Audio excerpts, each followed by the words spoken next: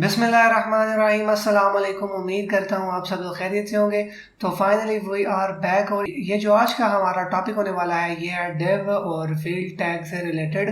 तो एक भाई हैं जिन्होंने कमेंट में कहा था कि आपने जो है वो स्पैन का टैग भी मिस करवा दिया है, उसके बाद आपने डिव का टैग भी नहीं पढ़ाया और उसी के साथ साथ आपने फॉर्म के अंदर एक फील्ड टैग आता है और साथ ही उसके लेजेंड का टैग भी आता है, वो आपने नहीं पढ़ाया। अभी अब भाई ने अगर पूछ ही लिया है तो मैंने कहा क्यों ना इस पे एक सेपरेट वीडियो बना दी जाए। तो हेयर वी आर। अब बेसिकली सबसे पहले हम मूव करने वाले हैं फील्ड के टैग की तरफ। तो अभी विदाउट वेस्टिंग एनी टाइम जल्दी से हम मूव करते हैं विजुअल स्टूडियो कोड की तरफ।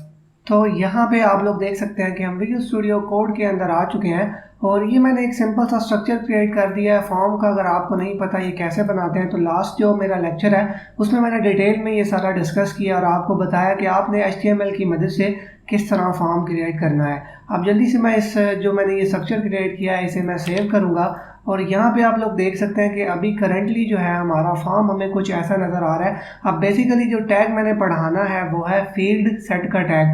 अब फील्ड सेट के टैग से होगा ये कि अगर हम चाहते हैं कि हमारा ये यूज़र नेम और पासवर्ड जो है ये अलग पोर्शन हो और उसके बाद एडिशनल ईमेल और एडिशनल इंफॉर्मेशन अलग पोर्शन हो, तो ये चीज़ हम जो है वो HTML के अंदर फील्ड सेट के टैग से अचीव करते हैं। तो अभी हो सकता है कि आपको शायद मेरी बात की कुछ भी ना समझ लगी हो, लेकिन अभी जब मैं आपको ये इम्प्लीमेंट करके दिखाऊंगा तो आप बहुत अच्छे से समझ जाएंगे। अब बेसिकली फील्ड टैग का यूज़ हमने किस तरह करना है। अब यहाँ पे जस्ट हम लिखेंगे, मैं थोड़ी सी स्पेस जनरेट कर देता हूँ ताकि आप बेहतर तरीके से हर चीज़ को देख सकें। अब यहाँ पे मैं लिखने वाला हूँ फील्ड सेट। अब इसका हमें ओपनिंग और क्लोजिंग टैग वो मिल चुका है।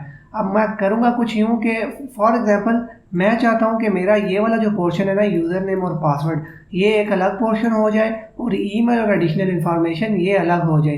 तो अब ये चीज़ मैं करूँगा। अब क्योंकि मुझे पासवर्ड और यूज़र नेम को अलग चाहिए तो मैं ये जो इसका क्लोजिंग टैग है ना इसे यहाँ से कट करता हूँ और यहाँ पे आके ना जो पासवर्ड है पासवर्ड के नीचे जब हमारा इनपुट पासवर्ड की इनपुट जो है वो ख़त्म हो रही है, नीचे मैंने लाइन ब्रेक दी है, यहाँ पे आके मैं पेस्ट कर देता हूँ जहाँ से हमारा आगे से हमारी ईमेल शुरू होनी है ना उससे पहले मैंने पेस्ट कर दिया इसे। अब मैं इसे Ctrl+S से सेव करूँगा तो अभी आप देख सकते हैं कि ये एक प्रॉपर एक इस पे ना आप कह लें कि बॉर्डर आ गया, एक 1 पिक्सल का ब्लैक सा बॉर्डर आ गया। अब बेसिकली ये यही डिफाइन करता है कि अब ये हमारा एक अलग पोर्शन हो जाएगा। अब जब मैं इसमें भी जो है वो ये फील्ड का टैग पुट करूँगा तो ये हमारा अलग पोर्शन हो जाएगा। अभी मैं जल्दी से आपको करके बताता हूँ। इसे मैंने कॉपी किया और यहाँ पे ला के मैंने इसे पेस्ट किया, उसी के साथ साथ मैंने फील्ड सेट का क्लोजिंग टैग भी कॉपी किया और यहाँ पे ला के पेस्ट कर दिया। थोड़ी सी स्पेस जनरेट कर देता हूँ। अब मैं इसे सेव करूँगा तो अभी आप देख सकते हैं कि यही सेम बिहेवियर जो है यहाँ पे भी मिल चुका है। अब ये जो आपको दरमियान में स्पेसिंग नज़र आ रही है ये मैंने BR के टैग की मदद से दी है। तो ये आपको मैंने पहले भी डिटेल में समझा चुका हूँ। मुझे उम्मीद है कि आपको इससे रिलेटेड कोई मसला नहीं होगा। तो बेसिकली ये यूज़ था फील्ड सेट के टैग का। अब इसी के साथ एक और टैग भी हम यूज़ करते हैं जिसे हम लेजेंड का टैग कहते हैं। अब लेजेंड टैग का क्या यूज़ है, बहुत सिंपल सा यूज़ है। अब ये जो हमारा पोर्शन है ना लेजेंड टैग इस पोर्शन को नेम डिफाइन करेगा। अब लेट्स सपोज ये जो पोर्शन है ये हमारा यूज़र नेम और पासवर्ड का है। अब लेजेंड का टैग सिंपली करेगा ये कि यहाँ पे मैं आके लिखता हूँ लेजेंड और दरमियान में मैंने कंटेंट पुट कर दिया यूज़र नेम एंड पासवर्ड। अब मैंने Ctrl+S से सेव किया। अब जब मैं यहाँ पे आया हूँ लाइव सर्वर पे तो आप देख सकते हैं कि ये बेसिकली इसने ऊपर जो हमारा ये डिवाइडर था ना, ये जो हमारा बॉर्डर था, इस बॉर्डर को नेम डिफाइन कर दिया है। अब यहाँ से हमें देख के पता चल रहा है कि ये जो वाला नीचे वाला पोर्शन है ये यूज़र नेम और पासवर्ड से रिलेटेड है। तो ये तो वैसे हमें यहाँ से देख के भी पता चल रहा था, लेकिन मैं आपको ये समझाना चाहता था कि लेजेंड के टैग का बेसिकली यूज़ क्या है। अब इसी तरह हमने लेजेंड का टैग नीचे भी बिल्कुल ऐसे ही यूज़ करना है। यहाँ पे मैंने सिंपली लेजेंड का टैग क्रिएट किया और यहाँ पे मैं लिख देता हूँ एडिशनल इंफॉर्मेशन, सेव किया।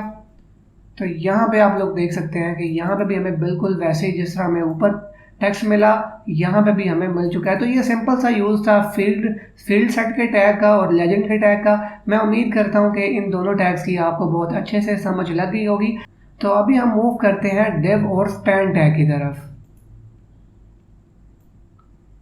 अब जल्दी से मैं एक दफ़ा ये जो हमने फॉर्म क्रिएट किया था इसे रिमूव कर देता हूँ कंट्रोल एस से सेव किया। अब जब मैं ब्राउज़र पे आऊँगा तो आप देख सकते हैं कि हमारा डॉक्यूमेंट जो है वो बिल्कुल खाली हो चुका है। अब जो सिंपली मैं यहाँ पे एक पैराग्राफ का टैग लूँगा, यहाँ पे लेट्स सपोज मैं 50 वर्ड जनरेट कर देता हूँ, इन्हें मैं फॉर्मेट अरेंज कर लेता हूँ ज़रा। अब ब्राउज़र पे आऊँगा तो आप देख सकते हैं कि यहाँ पे हमें जो है वो पैराग्राफ मिल चुका है।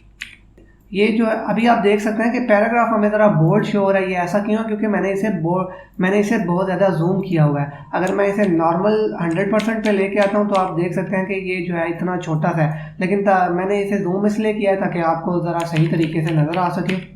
इसे मैं दोबारा जो है वो जूम इन कर लेता हूँ। बेसिकली सबसे पहले जो मैं आपको पढ़ाने वाला हूँ वो स्पैन का टैग है। स्पैन का टैग इनलाइन एलिमेंट है। तो अभी बात कर लेते हैं स्पैन के टैग की फंक्शनिंग क्या है। अब बेसिकली अगर हम स्पैन का टैग जो है ना वो किसी जगह पे अप्लाई करेंगे ना, लेट्स सपोज मैं यहाँ पैराग्राफ के अंदर स्पैन का टैग जो है वो क्रिएट कर देता हूँ। इसे मैंने क्लोज किया।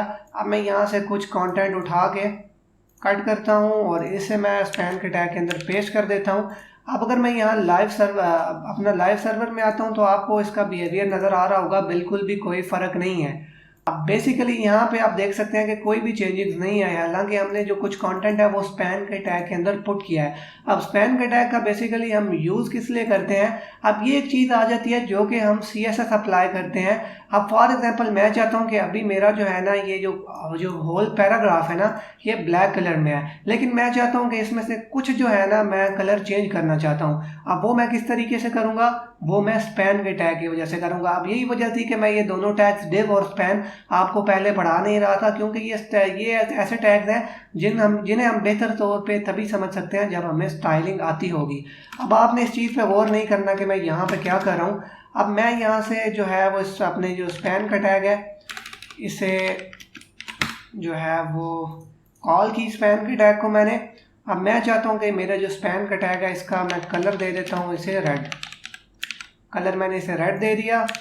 कंट्रोल एस से सेव करूंगा तो अभी आप देख सकते हैं कि मैंने यहाँ पे जो स्पैन का टैग था उसे जो यहाँ पे कॉल दी और इसका मैंने जब कलर रेड दिया तो यहाँ पे जो कंटेंट हमने स्पैन के टैग के अंदर पुट किया था ना स्पेसिफिकली उस कंटेंट का जो है वो कलर रेड हो चुका है। तो कुछ इस तरीके से हम जो है वो स्पैन का टैग यूज़ करते हैं। इसके अपने कोई एडिशनल एट्रीब्यूट्स नहीं होते, इसमें जो एट्रीब्यूट्स लगते हैं वो क्लास लगती है, उसके बाद आईडी लगती है, ये 2-3 जो है टैग इसके एट्रीब्यूट्स जो हैं वो इसके अंदर लगते हैं। अब बेसिकली ये जो चीज़ें ये मैंने आपको अभी तक नहीं पढ़ाई, इसी वजह से मैंने आपको ये टैग भी नहीं पढ़ाया था। ये टैग मैंने आपको तब पढ़ाना था जब मैंने आपको ये वाली एट्रीब्यूट्स क्लास आईडी ये चीज़ें CSS में पढ़ा देनी थी। लेकिन कोई नहीं, भाई ने सवाल किया तो मैंने कहा क्यों ना उनकी ये जो चीज़ है मैं क्लियर कर दूँ।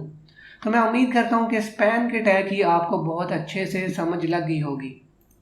अब जो बेसिकली डेव का टैग है ना, मैं नहीं चाहता कि मैं HTML के अंदर ही आपको जो है वो डेव का टैग पढ़ाऊँ, क्योंकि अभी जैसा कि मैंने आपको स्पैन का टैग जो है वो पढ़ाया उसमें हमने CSS यूज़ की, तभी हम स्पैन के टैग के यूज़ को एक्चुअल तौर पे समझ पाए। अब डेव का टैग अभी बेसिकली यही फंक्शन है, जब हम प्रोजेक्ट्स क्रिएट करेंगे तब हम डेव के टैग का जो है वो प्रॉपर यूज़ करते हैं और तभी आप सही तरीके से डेव के टैग को समझ पाएंगे। क्योंकि अगर अभी मैं आपको डेव का टैग समझाने लगूँ तो मुझे उसमें क्लासेस भी ऐड्स करनी पड़ेंगी, आईडीज वगैरह भी ऐड करनी पड़ेंगी, क्योंकि मैंने वो चीज़ें अभी तक आपको पढ़ाई नहीं है, तो हो सकता है आपको उसकी समझ ना लगे। तो इसीलिए डेव के टैग को जो है वो मैं यहाँ पे स्किप कर रहा हूँ और मैं उम्मीद करता हूँ कि आप अब इस बात को बहुत अच्छे तरीके से समझ गए होंगे। अब खैर मैं मिलूंगा आपसे आने वाले लेक्चर में, तब तक के लिए अल्लाह हाफिज़।